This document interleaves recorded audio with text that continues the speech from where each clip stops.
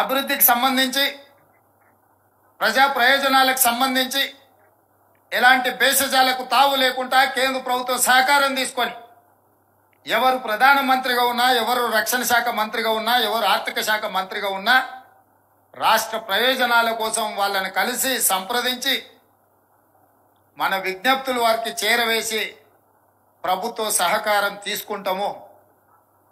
నిన్న మొన్న ప్రధానమంత్రి గారిని కలిసి రాష్ట్రానికి వచ్చినప్పుడు స్వాగతం పలికి రాష్ట్ర ప్రజల యొక్క అవసరాలను, అది తుమ్మిడేటి కావచ్చు, మూసీ రివర్ ఫ్రంట్ కావచ్చు, మెట్రో రైలు కావచ్చు, పాలమూరు రంగారెడ్డి ఎత్తిపోతల జాతీయ ప్రాజెక్టు కావచ్చు, ఇతర రక్షణ శాఖకు సంబంధించిన భూములు రాష్ట్ర ప్రభుత్వానికి బదలాయించాల్సిన విషయాలలో సంపూర్ణంగా వారికి విజ్ఞాపన పత్రాలు ఇవ్వడం జరిగింది.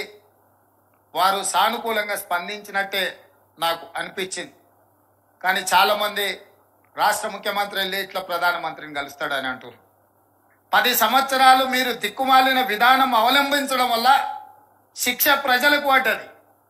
మీరు హ్యాపీగానే ఉన్నారు, మీరు ఫామ్ హౌజులు కట్టుకున్నారు, మీకేం ఇబ్బంది లేదు. కానీ ఉత్తర తెలంగాణ ముఖ్యంగా అభివృద్ధి చెందాలంటే ఈ ఎలివేటెడ్ కారిడార్లు, ఈ రోడ్లు అభివృద్ధి జరగాలి. ప్రజా ప్రయోజనాలను దృష్టిలో పెట్టుకొని తెలంగాణ రాష్ట్ర అభివృద్ధి కోసం ఒక్క మెట్టు దిగడానికి నాకు ఎలాంటి అభ్యంతరం లేదు. ఇందులో రాజకీయ ప్రయోజనం లేదు. రాష్ట్ర ప్రభుత్వం యొక్క ప్రతిష్ట పెరుగుతుంది, తెలంగాణ రాష్ట్రం అభివృద్ధి చెందుతుంది. అదేవిధంగా మిత్రుడు కోమటిరెడ్డి వెంకటరెడ్డి గారు నితిన్ గడ్కరీ గారిని మొన్న కలిసిన ప్రధానమంత్రి గారిని కూడా RRR రోడ్డులో 354 కిలోమీటర్లకు సంబంధించి 50% మంజూరైంది, మిగతా 50% కూడా మంజూరైతే మొత్తం తెలంగాణకు మణిహారంగా రీజనల్ రింగ్ రోడ్ అవుతుంది అని చెప్పి మిత్రుడు కోమటిరెడ్డి వెంకటరెడ్డి గారు ప్రధానమంత్రి గారికి నితిన్ గడ్కరీ గారికి కూడా విజ్ఞప్తి చేసిండ్రు. ఆ విషయంలో కూడా వారు సానుకూలంగా స్పందించారు. నేను ఒక్క మాట గుర్తు చేయదలుచుకున్నా. ఇవాళ హైదరాబాద్ నగరానికి అంతర్జాతీయ గుర్తింపు వచ్చింది అని అంటే ఆనాడు UPA 1, UPA 2లో డాక్టర్ వైఎస్ రాజశేఖర రెడ్డి గారు ముఖ్యమంత్రిగా ఉన్నప్పుడు ఈ ఔటర్ రింగ్ రోడ్డు, అంతర్జాతీయ ఎయిర్పోర్టు, ఐటీ కంపెనీలను, ఫార్మా కంపెనీలను ఉధృతంగా ఈ రాష్ట్రంలో పెట్టుబడులు తీసుకొస్తేనే, అదేవిధంగా హైదరాబాద్ నగరంలో నిర్మించిన మెట్రో రైలు ఆనాడు నిర్మించడం వల్లనే ఈ నగరానికి అంతర్జాతీయ స్థాయి వచ్చింది. ఆనాడు అంతర్జాతీయ స్థాయి కాంగ్రెస్ పార్టీ తీసుకొచ్చింది కాబట్టే ఈరోజు తెలంగాణ రాష్ట్ర ప్రభుత్వంలో ఉన్న ఆదాయం ఈ మహానగరం నుంచి 70% వస్తుంది అని అంటే దూరదృష్టితోని ఆనాడు కాంగ్రెస్ పార్టీ, ఆనాటి ప్రభుత్వం తీసుకున్న నిర్ణయాల వల్ల. గత 10 సంవత్సరాలు బీఆర్ఎస్ అధికారంలో ఉన్నప్పుడు హైదరాబాద్ నగరంలో ఏదైనా ఒకటి శాశ్వతమైన అభివృద్ధి చేసిందా? మీరు ఒక్కసారి ఆలోచన చేయండి. ఈరోజు నగరానికి వచ్చిన ఐటీ కంపెనీలు కావచ్చు, హైటెక్ సిటీ కావచ్చు, అంతర్జాతీయ ఎయిర్పోర్ట్ కావచ్చు, ఔటర్ రింగ్ రోడ్ కావచ్చు, మెట్రో రైలు కావచ్చు, కృష్ణానది జలాలు కావచ్చు, గోదావరి జలాలు కావచ్చు, అదేవిధంగా వివిధ అభివృద్ధి కార్యక్రమాలు ఆనాడు కాంగ్రెస్ పార్టీ ఉన్నప్పుడే, చివరికి నక్లెస్ రోడ్ కావచ్చు, అప్పుడప్పుడు సెల్ఫీలు దిగి సెల్ఫ్ డబ్బాలు కొట్టుకుంటున్న కేటీఆర్ గారు దిగి శిల్పారామం కూడా ఆ రోజు కాంగ్రెస్ పార్టీ అభివృద్ధి చేసింది.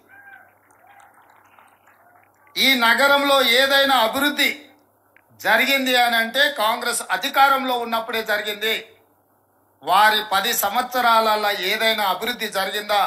శాశ్వతంగా ఈ నగరానికి ఏదైనా పెట్టుబడి తీసుకొచ్చిందా అని నేను అడుగుతున్నా. మహా అంటే పబ్బులు వచ్చినాయి, నగరానికి గంజాయి వచ్చింది, డ్రగ్స్ వచ్చింది వాళ్ళు వచ్చిన తర్వాత. ఈ నగరంలో వాళ్ళు సాధించిన అభివృద్ధి గత 10 సంవత్సరాలలో ఏదైనా అంచనా వేస్తే గంజాయి వచ్చింది, డ్రగ్స్ వచ్చినాయి, పబ్బులు వచ్చినాయి. ఈ 3 పనులు తప్ప వాళ్ళ హయాంలో జరిగింది ఏం లేదు.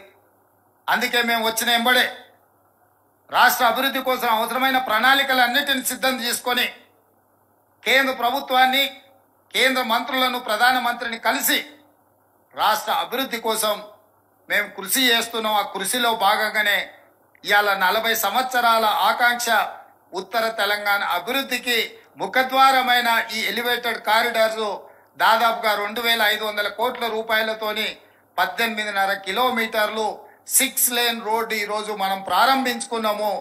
ఈ అభివృద్ధి ఉత్తర తెలంగాణ శాశ్వతమైన అభివృద్ధికి ఉపయోగపడుతుంది.